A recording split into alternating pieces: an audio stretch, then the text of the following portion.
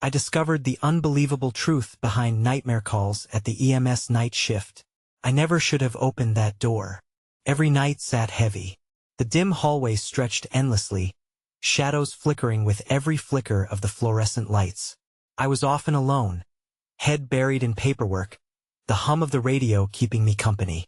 The low chatter of voices in the distance barely reached me. But on this night, everything changed. The call came in like a storm. Heavy, oppressive. Help. Please. The voice crackled, weak and trembling. I felt a chill run down my spine. It was the voice of someone lost, deep in despair. I'm right here. Please. My heart raced. I looked around. The room felt colder, heavier. Shadows whispered secrets. I could almost hear them. Each tick of the clock stretched out in the silence, the tension tightening around my chest. The lights flickered, casting odd shapes on the walls. What was happening? A part of me wanted to deny it. I decided to send a team. Yet, before I could hit the button, the voice returned urgent, desperate. You can't save them. They're already gone. I froze. My hands trembled. This was no ordinary call. Footsteps echoed from dark corners, unnerving and dissonant. I turned, the hairs on my neck standing straight. The air thickened, pressing in like a storm. Things in the room began to shift, papers fluttering, chairs scraping across the floor as if something unseen was drawing closer. Suddenly, the lights went out. Darkness engulfed me. My breath hitched, panic bubbling to the surface. I could hear whispers now, darting around me. Desperate pleas danced in the echoes. I fumbled for my phone, but the light flickered only once. In that moment, I caught a glimpse, a figure in the distance, shrouded in the black.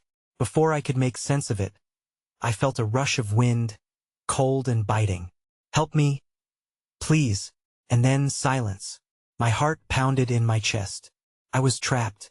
I had to know what was happening. I took a shaky step forward. Hey, before we continue with this amazing story, I need to give you an important heads up. Many subscribers have reported that YouTube unsubscribed them without warning. Take a quick second to check the red button below to make sure you're still subscribed to the channel. I'd hate for you to miss any of the exclusive content coming soon. And while you're there, smash that like button. It really helps me out with the algorithm. Oh, and tell me in the comments, which city are you watching from? I love getting to know every amazing person who's part of this community. Your participation makes all the difference. Let's connect. With trembling hands, I clasped my phone, its fragile light barely pushing back the oppressive darkness. The curiosity I once held morphed into gut-wrenching dread as I forced my legs to carry me forward, toward the guttural whispers that teased my senses, promising to unveil truths I'd surely wish to forget. Each step felt like an intrusion into a realm not meant for the living. The chill constricted around me, and I felt the weight of unseen eyes, watching, waiting. I could almost taste the decay sizzling in the air, a grotesque reminder of losses unspoken, memories too much to bear. They lingered, taunting me with their unresolved grief. Suddenly, the lights sputtered back to life, spewing forth their reluctant alchemy, illuminating the small room. Papers littered the floor, spinning like confetti, yet there was no reason for celebration. To my horror, they spelled out a single word, SLEEP. An unsettling weight clamped down on my chest, constricting my breath. Before I could contemplate the significance, the radio buzzed to life again, humming with static that coiled around my thoughts. Evelyn, Evelyn. The voice, thin, cracked, unearthly, slithered through the air, clinging to my skin like spiders. I looked around, desperately searching for the source as though it could manifest from the darkness. And then a loud crash echoed through the hallway, the sound of metal on metal, a guttural growl rising in its wake.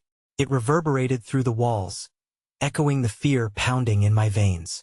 I instinctively ducked behind the desk, my heart hammering as I pressed against the cold floor, praying the shadows would spare me. The whispers grew louder, forming a cacophony of hopeless cries and anguished shouts. I covered my ears, but they burrowed deeper into my mind, filling my head with chilling images. A child lost in a storm, an elderly man howling for his long-departed wife, a mother weeping over a crib that held no life. And then, above the sorrowful wails, a shriek pierced the air, a sound so pure in its terror that it paralyzed my limbs. I lifted my head to see the lights flickering wildly, their glow revealing the entrance of the room, the door now standing ajar. Something unspeakable shifted there, a shadow rolling forth, melding seamlessly with the darkness. I stammered out a warning, but it came out hollow and broken. "Stay back." My heart raced as the figure took a single step, and the air turned icy, wrapping around me in a suffocating embrace.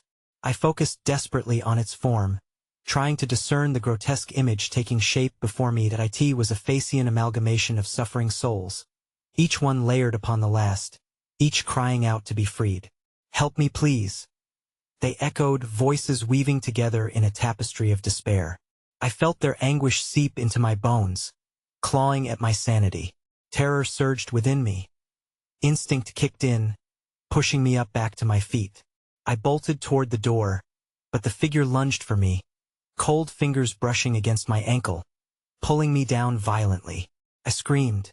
The room echoed with my cries, but there was no escape. Someone or something was at the threshold, and I knew then that this was only a taste of a horror yet to unfold. The entity of pain grew close, its cries mixing with mine until they became one agonized sound. As I tumbled over the threshold, light burst back into my vision, but not the safety I craved. This was a different kind of darkness waiting just beyond, its malevolence wrapping around me tighter than before. The only thing I could feel was sorrow seeping into my very soul, a void where hope once lived. I glanced back one last time toward the cursed room, a lump in my throat. The door slammed shut with a resounding finality, echoing the screams buried within me. And as I lay on the cold floor of the hallway, breathless with terror, the radio crackled again, a familiar voice filtering through the static with weightless menace. "You can't leave now, we need you here." A sudden surge of icy dread splintered through me. I wasn't just listening anymore. I was part of it.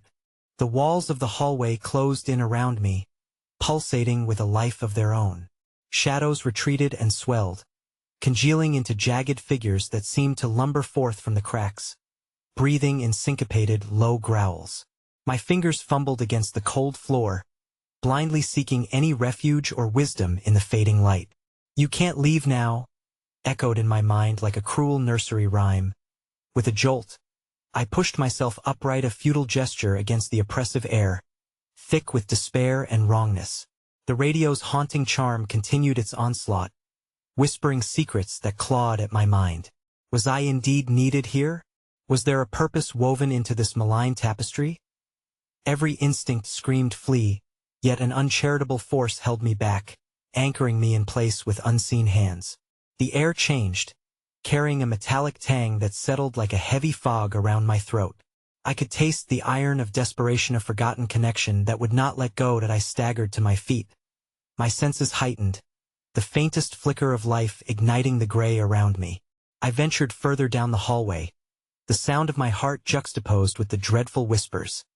Each beat plunged me into something deeper and darker, foreboding. A door loomed ahead, slightly ajar, exhaling a noxious fragrance reminiscent of earth and lingering sorrow. Curiosity gnawed at me, linking arms with fear as I reached forward, the door creaking open to reveal a small, dark room. The walls were lined with shelves of dusty, cobweb-covered books. They seemed to shiver in anticipation, addressing me like children hoping for a story. But I could sense something staved off in the margins, bound between lines like a secret longing to be freed. As I stepped inside, the door slammed shut behind me in a final, echoing bang that rattled my bones. I spun around, but it offered no solace. Walled in, I was now ear to ear with the past. Each book bore a title steeped in familiarity, yet grotesquely altered, at once beautiful and incredibly wrong. The cover of a faded novel caught my eye. A Mother's Grief. An unwelcomed compulsion urged me to touch it, my fingers trembling as I did so. The moment I did, shadows erupted from the pages, coiling around my arm like serpents, eyes blinking into existence within the ink. They crawled up my wrist, and from the depths of those shimmering voids, Voices began to spill a choral cacophony of malevolence and sorrow. Help us, help me. The words twisted together, a blend of anguished pleas and desperate sobs, forcing their way into the corners of my mind. Then, oddly, a singular voice pierced through the melody, the familiar one from the radio, sharp and clear amidst the horror. Evelyn, they are trapped. Offer them your light, and they may provide you a path. An unearthly chill gripped me, the realities of those unquiet souls crossing a boundary that left me rattled. In that moment, flickers of doubt began to coalesce within Met. His wasn't merely a haunting. It felt calculated, methodical, a twisted game, as if I were part of a dark ritual. I wanted to cry out, to shout for help, but all that escaped was a strangled whisper. Help, I thought back, and audaciously, the words coiled into the air, intent-laden, floating toward the abyss beyond the threshold. Their eyes glimmered brighter, reflecting the despair I dared not voice. I felt lighter now, hollow as the shadows around me began a slow, insidious dance. Suddenly, a loud crash echoed outside the room, rattling the shelves. Books cascaded to the floor, and as I spun toward the door, I heard the unmistakable sound of countless feet, heavy and unyielding, thudding toward me. The walls vibrated with their arrival. Whispers grew into shrieks like a storm of agony bearing down. The door splintered under the duress of innumerable blows, dark shapes spilling through the cracks, a tide of relentless suffering. My back pressed against the cold, unforgiving wall, the chill burning into my skin. Their wails surged forward, merging into a soundless scream. Evelyn, the voice inside my head now sounded desperate, warning, laced with fear. Just as the door gap widened enough for a face twisted in wretched agony to break through, I felt that soft, impossibly familiar touch contact my arm, a cold finger tracing my skin, sending icy spines of terror down my spine. And in that moment of chaos, the blaring radio blurted out unbidden, "We've come for you." And just like that, light shattered across the room, blinding me as a tangible darkness surged. Something reached for my heart, and I realized far too late that I had become a vessel. The last thing I heard was the cacophony of the past screams, weeping, and all-consuming pain drowning my essence. That I in the enveloping blackness. Something whispered, "Welcome home," before the world collapsed around me. The darkness swallowed me whole, its cold embrace wrapping tightly around my chest. I fought against it, flailing my limbs and gasping for breath, but the void was relentless. It stole my sense of self, twisting everything I had ever known into a latticework of blurred sensations and ethereal wails. I was no longer Evelyn. I was an echo, a whisper trapped in an endless loop of despair. Somewhere deep within that churning blackness, I felt the edges of reality begin to sharpen. I was falling now, floating, and blends of light began to break through in hazy splashes. Shapes, faces, and distorted memories streamed past me like a backward unraveling of silk. Each one was accompanied by a noise, a layered cacophony of voices clawing at the walls of my mind, desperate to make contact. Evelyn, it was that voice again, hovering in the air an inch away, torn from the radio. It trembled with urgency, laced with a knowing warmth, the stark contrast to the chilling confusion surrounding me. "You must remember," the words began to weave through the darkness, penetrating the fog that clouded my thoughts. I seized upon them, trying to grasp something tangible. Flickers of my life surged forward, calls from the EMS, frantic cries for help, the faces of those I had fought to save.